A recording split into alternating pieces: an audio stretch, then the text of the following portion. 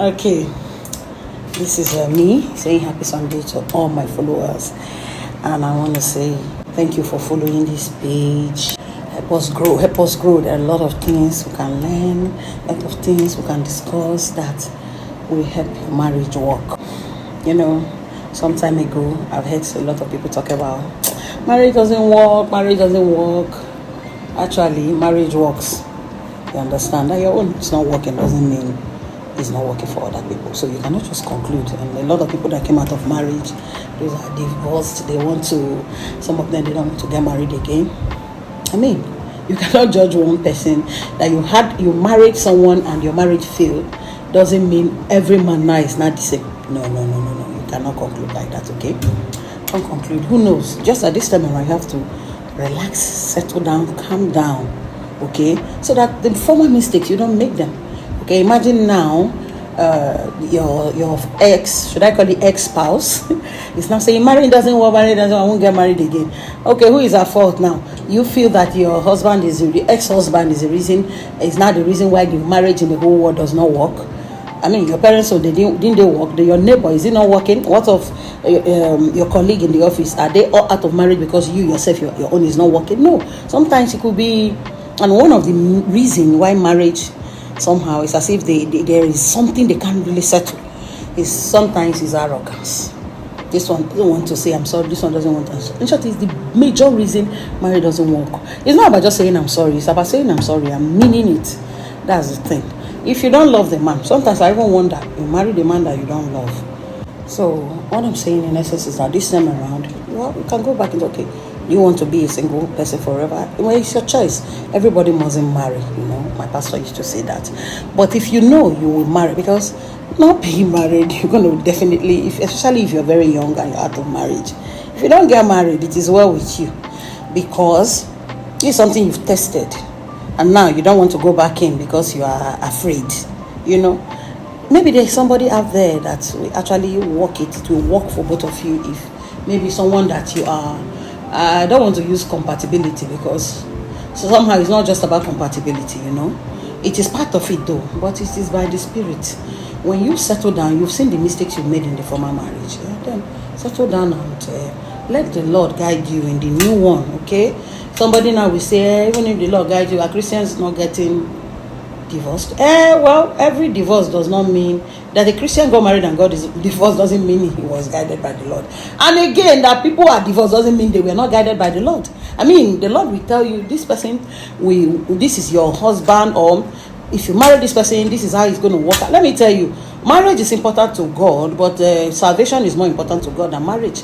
It's just that Satan, the way Satan fights salvation is the same way Satan is fighting marriage.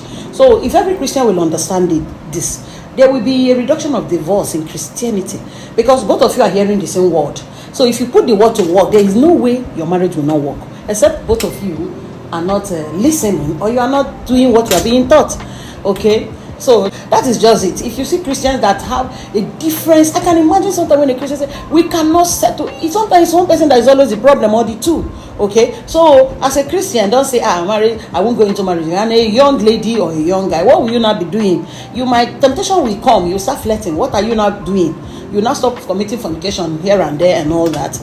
You just pray. If you still know in your heart that you want to marry, and it's not just because of an irrelevant excuse such as men, I want to avoid women or this, that. Will you really avoid women? Tell yourself the truth. Or is an opportunity for you now to reflect around and go deeper into sin? Look at what is causing it. Fine. If you cannot settle with your former spouse, if you want to go into, try to cut down those things. Remove pride. Pride is the major reason why marriages are not working. I am telling you, pride. Your wife said, this is what I want. Sometimes we know family members can be the reason marriage is not working. Why don't you people? It's your life now. It is two of you now. Why should family people, can't you just, this is your new life.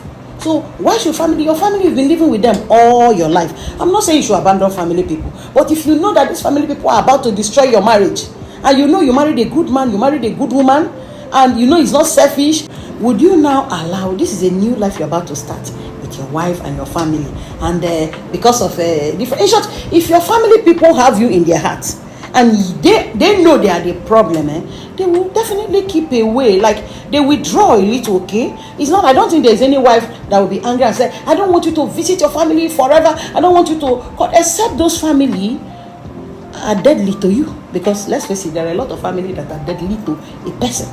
It doesn't matter whether you grew up with them. It doesn't matter whether people can turn into something else along the line. There are a lot of family people. Even the Bible said that a man's enemies is a member of his household. So if your wife is seeing certain things, and you know that this woman will not stand up one day and say, abandon your family or this, some sentiments, emotions can cloud somebody's judgment, and it's difficult. That's why it's difficult for people to believe that there is somebody they've grown up with all their life, and suddenly the person now starts becoming envious and want to even destroy them in a family. It is difficult sometimes for you to believe it, unless you are guided by the Holy Spirit. Those enemies of the household, you will never see them, no, unless oh my God, it needs the Holy Spirit, my brothers and sisters, because you will never believe it. So this is something people sit down and talk about. Honey, what are you seeing in this, my brother or my uncle, that is making you say this, that? Why? Because your family, this is your family. Now if you abandon your family, your wife, because she brought up something about your uncle, your auntie, your brother, or your sister, it can even be your parents, and you now say, get out of this house, I don't want again, you're against my family. At the end of the day, by the time she gets out, they've ended up destroying your family. You think you will be happy? Like I said, if that woman is a good woman, you know your heart is a good woman. We know that there are bad wives out there too that don't want you to have anything to do with your family. Maybe out of greed, out of selfishness, out of jealousy, because a wife can be jealous. But then, your wife and your children comes first. You understand? But that doesn't mean you have to abandon your family too. When I mean family, especially your father and your mother. But if you have siblings that all they are after, they don't want to do anything, they don't want to work, they want to hustle from you, turn you into an ATM. What they are after is just to collect and collect from you. They don't care that you have a family of your own now. In short, I will support your wife if he says, please, these people don't want you to stand strong. They don't want you to grow. So if you keep away, there is nothing wrong in keeping away from such people. Let them say your wife is a bad woman, no problem. In short, that has always been the story from time. Wives are always bad, except it's only the grace and the mercy and the love of God and the Holy Spirit that will actually put a woman into a family. A good woman, I always say a good woman. Many wives they are really bad, let's face it. So it's only the Holy Spirit that will put a good woman into a family where everybody will just love you and welcome you, where they respect you, where they keep their boundary, where they know when not to cross certain boundaries in your marriage. It's only the Holy Spirit that will lead a woman into such a family. You understand? It's not really common. There has always been issues of daughter-in-law, mother-in-law, daughter-in-law. That is the most common. And again, here comes sister-in-laws. Wives are always issues. Okay?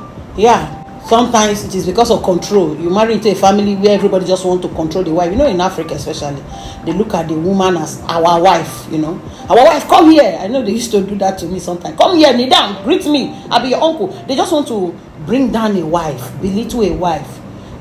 Some people do that. Why some will welcome you, our wife, come here. They give you things, they buy you things. Why some are busy out there saying, see, our wife, because since they married her, they no longer take care of us. I don't understand. Sometimes I wonder whether those people are crippled.